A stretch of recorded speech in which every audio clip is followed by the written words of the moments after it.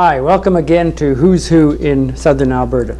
Well, today we've got one of my favorite people, and I'm sure the same with a lot of you people out there watching. It's Dr. James Cousins, or Jim to a lot of us. Welcome to the program, Jim. Well, it's nice to be here, Bruce. I didn't think I'd make it against the wind, but it reminded me of the fact that the Lethbridge Herald used to call Medicine Hat the Windy City. I don't know whether Medicine Hat blows or not, but at least I'm glad to be in Lethbridge because it has grown faster than I have. One of the reasons we've got Jim on the program today is he was involved in a project, we're going on 30 years ago now, trying to make the people of Southern Alberta aware of the first explorer through this area, a man called Peter Fiddler. And I've got here a series of, could I just see those for a second, Jim? A series of newspaper articles going back to 1929, talking about this amazing man, Peter Fiddler. And I think, Jim, it was you that sort of nailed down him in Southern Alberta's history, and maybe you could give us a little rundown how this all came about. Well, it was funny. I don't know how I got in touch with Fiddler first, but I saw mentions of his name, so I wrote to the archives in Ottawa, and they told me they had his journals. And so I went down to Ottawa, and they brought everything out, and there was his journal, all in nice handwriting. And then I found that another great historian, a fellow named Hugh Dempsey of the Glenbow Foundation, had been there ahead of me. And I didn't have enough time to copy the journal. I was going to go back, and Hugh told me that he had already done it. And so he duplicated a copy for me, and the copy that's now I think it's in the library at the university, was the one that he gave me. And I was amused because when I read through it was interesting to see the English expressions that Fiddler used. One, for instance, Hugh Dempsey had a blank, and I figured the word out to be rived, for split. We don't use that word anymore except in riven, you see. And but that was the kind of language. And there was another thing that I noticed about him was that fur traders generally married Indian girls and then left them. And this was all right as far as they were concerned and as far as the Indians were concerned, because the children belonged to the mother according to their belief. But Fiddler took his wife with him. And this was rather unique. I guess he was a true Englishman. He figured he had a wife and he was going to take her with him. And so I was interested in that as well as all the other things that he said. Well, I of course, now have a copy of the journal, and I hope to reproduce it for the bicentennial. I hope so. I think of 1992 as really being the bicentennial of Southern Alberta, because it's from that time that we have our first written description of the area. That's right. Well, this is something that I would like to talk about, because I remember going up to the Buffalo Jump where the whole jigger is now, but there was nothing there at the time. And I looked down over the edge and across the plain, and I could see these blue flowers like waves as you head towards Fort Macleod. And I kept wondering, where was that Buffalo Jump that he described? Because as far as I'm concerned, as far as this country, say from High River south to the border, including Lethbridge and Macleod and Pincher Creek and the Gap and all that, that is our area. And that was the area that Fiddler was in. And that was where the buffaloes, he's got the best description of buffalo jumping that I've ever read anywhere.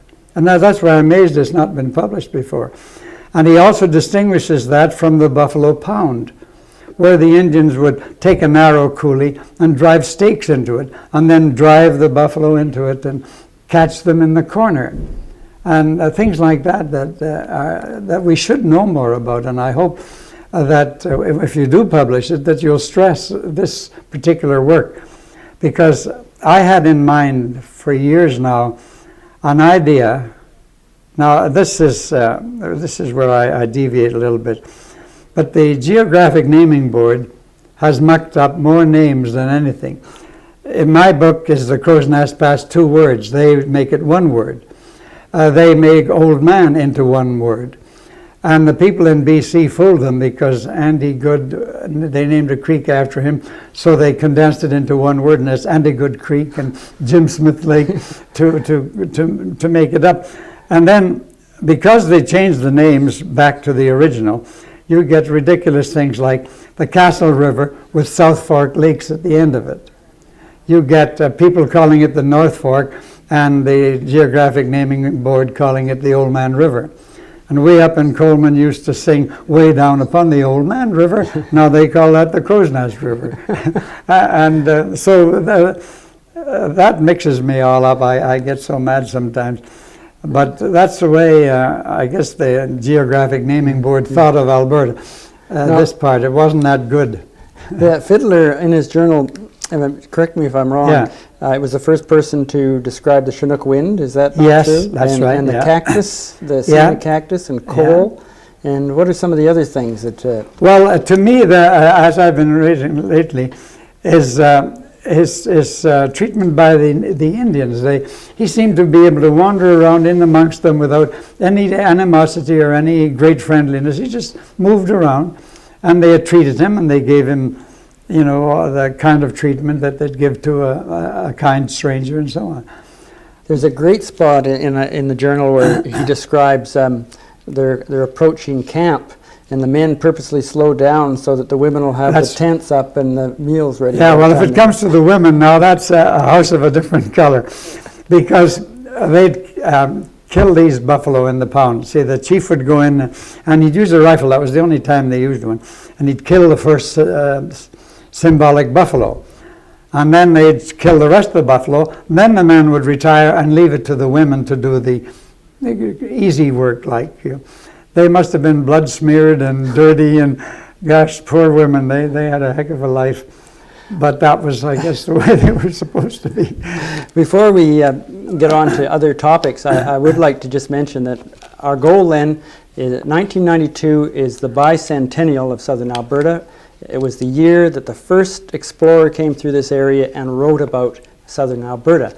And we want to take this journal, which now is simply in typewritten form, and publish it for the bicentennial. And we have a project that at the Historical Research Centre called Books on Demand. And the way it works is when we get 50 people that have shown an interest in the book, then we go to the trouble of producing it. Until then, it's just not economically possible to do that. So if any of you out there think you would be interested in getting a fine leather-covered or simulated leather-covered book on the first journal recording of Southern Alberta, if you get in contact with me, we'll put your name down, and that'll be a start.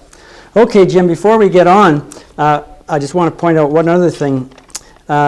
Jim has had a very big influence on my thinking over the years. I'm not quite sure whether he got me started in this historical stuff or not, but I have a feeling he had quite a bit to do with it. And I remember picking up a series of tapes in the 70s, and these were done as a lecture series either at the college or the university or somewhere along the line, and it was sort of the growth of Southern Alberta, the history of Southern Alberta, starting with his work with Peter Fiddler and coming right up to the early years of Lethbridge. And he's now given us permission to reproduce that series of tapes, which I've always found fascinating, and you know he's a great storyteller. And these are also available, and if any of you were interested in getting what I call the cousins tapes, let me know, and you'll be hearing more about that in the months to come.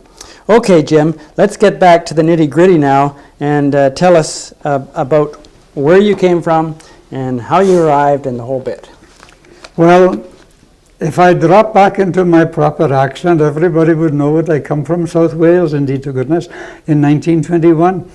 But my father was a coal miner, so we went to a coal mining town. Coleman sounded coal mining, but we knew it was a mining town, and so that's where we landed. I was 13 years of age at the time, and that's why I had the idea of getting a 13-year-old boy mixed in with Peter Fiddler on his buffalo jumps. I never got around to writing that, but I had it in mind, you know. And then I worked in the tipple. I got fired from the tipple for fighting with another kid. And then I went back to school, and I finished grade 11 in Coleman, and then went to normal school and taught then in the Ukrainian district. in Northern Alberta for 2 years, and that's the reason why I astound the Ukrainians by talking Ukrainian to them occasionally. You know, I say "Дай Боже здоровья" and all that kind of stuff. And then I came back to Coleman in 1928, and I was there until 1950, and then somebody decided it would be a good idea for me to move to Lethbridge, and I've been here ever since then. And at first I taught the first year in what was known as Lethbridge Junior High. That became Hamilton. And then I moved to LCI, and I stayed there until the college opened, and I taught in the college and the high school because we only had 36 students. And from there, we finally got our new building, and then I moved. The university was formed, and so I moved all the students from the college over to the university, and I went with them. And so the university and the community college, as the legislature decided to call it, were separated. And then until then I got sick in 1972 and retired in 1973. And I haven't done a heck of a lot since but enjoy myself. But I still get people telling me, just as you said there, one of my students said, "Yeah, but you were a good storyteller." And because one of the peculiar things about teaching when I started was that the easiest subjects to teach were math and science. So the principals who had to teach in those days always took those. And so anybody else was stuck with English or music or social studies.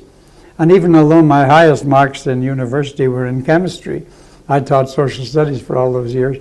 And I guess it was my Welsh tongue that kept me talking all those years. My accent changed, but my ancestry is rather mixed. I come from a part of Wales that's called Little England Beyond Wales. The people don't speak Welsh in that area. But when I moved into the Welsh area where the coal mines were, I picked up a lot of Welsh. So when I went back in 1969, there was a sign up on the wall, and I looked at it and I read it in Welsh, but I don't speak Welsh anymore, you see. And I said to the fellow that was running this station, I said, "What does Llwyna Celyn mean?" And he looked astounded at me. And I couldn't figure out why he was so... It was the next day before I figured I'd read the damn thing in Welsh. And no Englishman or a bloody Yankee, as he thought I was, would have done that. So you can see my background is kind of mixed up. So I vary from Welsh to my Flemish ancestry of 1107, all the way back to my Ukrainian connections and all the rest of it. So that I guess I'm a typical Albertan. I'm all mixed up. How did you decide to get into teaching in the first place? It's rather interesting. I was working in a drugstore in Coleman, and to become a druggist, you had to go to the university 2 years, and to become a teacher, you only had to go to normal school 1 year.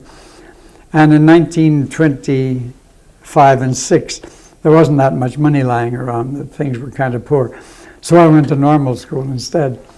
And I don't think I scintillated or anything at normal school. But one of the teachers who had taught me in Coleman was Owen Williams. He was here in Lethbridge. He was an inspector. And then he moved to Vegreville. And when I graduated from the normal school, I wrote to him and asked him if he could find a school for me. And he said he just had a resignation from Moose SD 3590. So that's why I moved north. He was in Vegreville at that time. So from that time on, I just kept studying. See, you go to normal school from grade 11, and I had to study grade 12, and then summer schools, and then extramurals, and so on. So you did a lot of your work in the summer then? A lot of it in the summer, yes. Yeah, 6 summers to get a BA degree. It took me a long time to get my grade 12 up because in those days there was no correspondence branch. You just had to buy the textbook and study and hoped you could pass. Like in French, one of the teachers in Coleman helped me. So I got a mark of about 95, 96, you see, because after all, I was ready to gobble it all up. And that's the reason why even today I have no trouble reading bilingual signs. I don't have to turn the box around. I can read in either side. Now, you must have been one of the first teachers in the area to go take a master's degree, were you not? Yes, yeah. And what brought that about? I don't know. It was a question of the higher your degree, the higher you taught in the school, and the higher you taught in the school, the more money you got. There was no equal rights in those days, you know. And so that you always kept advancing so that you could move up. You'd get less money in teaching grade 6 than you would teaching grade 9, 10, and 11. They figured that you had to be more educated or something, but they paid more, and that was the reason I went ahead. I was a bit mercenary, I suppose. But when you have a family, you know, you try to earn as much as you can. And you also did one of the first local histories, did you not? Yes. Which I have in my hand here, Yeah. and we published this, 10 years ago Yeah. or so, the history of the Crow's Nest Pass. Again, how did you end up doing this first local history? Well, it was Shorty Long, as they used to call him at the University Department of History. He said, we're thinking of doing a lot of local histories now. How would you like to do the history of the Crow's Nest Pass? And I said, well, I guess I could. And so I started on it. It took me a long time to collect material together because everything was so scattered. And then the Crow's Nest Pass was partly in British Columbia and partly in Alberta. And so I had to go to Farney a lot of the time and look at the press clippings there. And so Farney and Michelle and Natal, that have now disappeared, were all part of the scheme.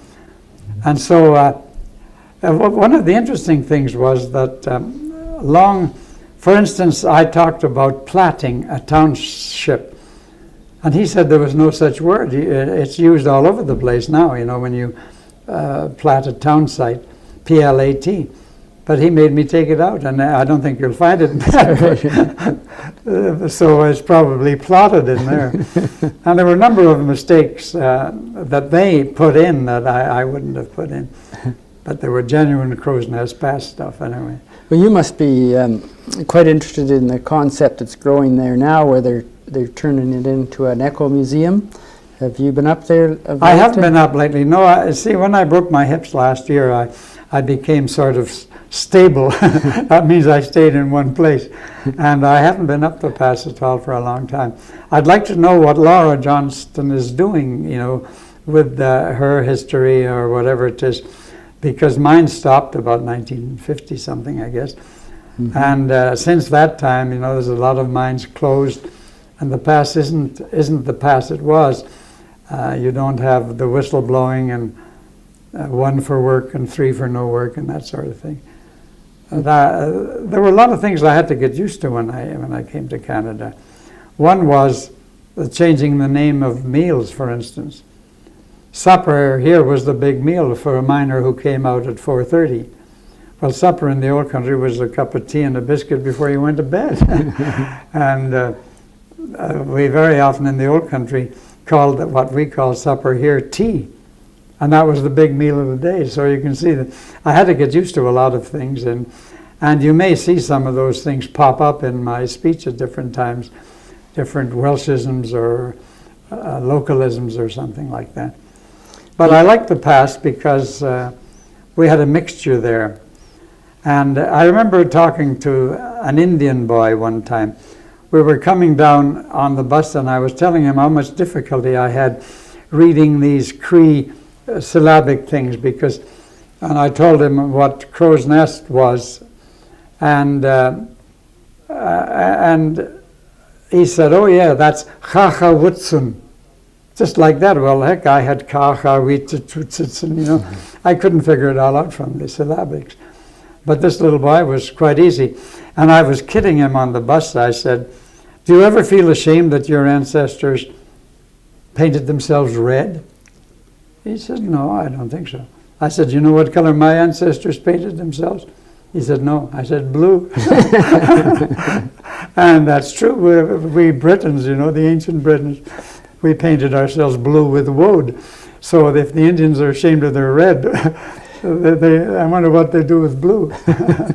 So I get a kick out of that. Now, when you were in the Crow's Nest Pass, you were there from then 1921 to 1950? 50, yeah. Okay, you were there during the bootlegging days, yeah, and the a whole period of history. Did you? Yeah, well, I was on the street when Steve Pick drove his car through Coleman the time that Constable Lawson was killed. Mm-hmm. See, we used to, the Lethbridge Herald, I was selling Lethbridge Heralds at that time, advertising. Mm-hmm. And the local train used to go down about 10 o'clock and back about 5 o'clock or 5:30. So we used to catch our newspapers, they'd throw them off the train. And the Haysom boys and the Cousins boys were selling, and we always had extras, so we'd rush up to the Coleman Hotel and try to sell the extras before we delivered the regular ones. And then all of a sudden we heard somebody shouting, and we looked down towards the end of Main Street, and I saw a car skidding around the corner. And then it came through, and Mr. Lawson had come off the train and had walked up behind us, and he took out his revolver, and he saw these, he apparently knew that Steve was coming, so he fired, bang, bang, he said, "Stop, stop," and he fired, and Steve Pick put his hand up on his, notice Picarella is Pick to me, on his brow like that, and then he drove on, and the last we heard was he was in Michelle or something. And then later that night, it wasn't quite dark yet, somebody said, "Did you hear what happened to Mr. Lawson?" I said, "No." I said, "Well, he just got killed." And that was the bootlegging days as we knew it, and of course from that time on the Picarello trial and everything else, and the hanging of a woman, those things were all... Well, there was a lot of bootlegging going on through there. Oh, yes. Did you know about it, or was it? Oh, heavens, yeah. The kids that I worked with on the tipple, they knew where to get booze. Anybody could get it. I was a teetotaler, my Welsh Protestant background, I didn't drink, my father didn't drink, so it didn't bother us at all. We never had any yelling in the house at night or anything like that. But it was very easy to get stuff to drink, apparently. And I don't know how they got through. There was a barrier put up at Crow's Nest. But I know the Calgary Eye Opener ran a cartoon about the Crow's Nest Lake detachment there. One policeman saying to another, "Business is slow, isn't it?" And the other fellow says, "Yes, it is." And then you could see fellows with donkeys and ponies coming down other passes with baskets on their, panniers on their backs and so on. And then there was the communist era. Yeah. That was quite a period too, I guess. Yeah, and yet it wasn't all that serious, The only part of it was almost like biblical. I can remember one of my friends saying to me, Uncle Joe, that's Stalin, he wasn't a dictator to them, he was a gentle old fellow. He said there's going to be no war, and there isn't a war. Heck there was. But that's the sort of thing that we ran into. And they'd make speeches about the brutality of the financial system and all that sort of stuff. But it really didn't carry much weight, because when social credit came along, it carried a lot more weight than the communists did. The Ukrainian Hall in Coleman seemed to be the center of most of the so-called communist activity. It wasn't what you'd call subversive, it was mostly vocal, talking communism and marching in parades and stuff like that. But it wasn't what we'd call a serious disease or anything like that. I wanted to ask you a question about the artist Paul Kane, who I'm sure you know. Yeah. When I was researching for a book a few years ago on him, I went up to the Provincial Archives in Edmonton and discovered a series of lantern slides that were done by a minister from Hillcrest. For some reason or other, he must have been a big fan of Paul Kane. Yeah. Now, would you know anything about, do you remember hearing about any minister in Hillcrest that was interested in that area of history? But as a result, there may be people, here who that will be watching us, who might know what minister that was that made those copies, because they used to float around. You don't know what church he was in either, do you? It's probably the United Church. Well, it probably wouldn't have been United then, but maybe Methodist or something like that. Yeah. Yeah. Well, it was in Coleman. It was the Presbyterian Church. It became the United Church. Yeah.